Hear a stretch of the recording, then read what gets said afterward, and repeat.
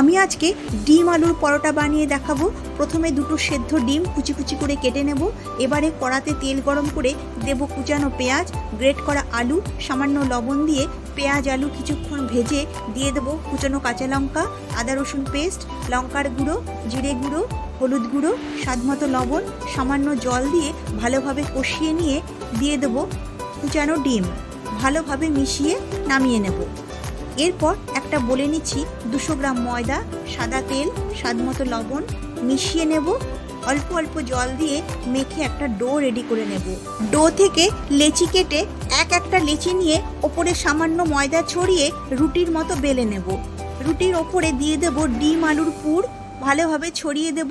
এর ওপরে আরেকটা রুটি দিয়ে সাইডটা ভালো করে সিল করে দেব।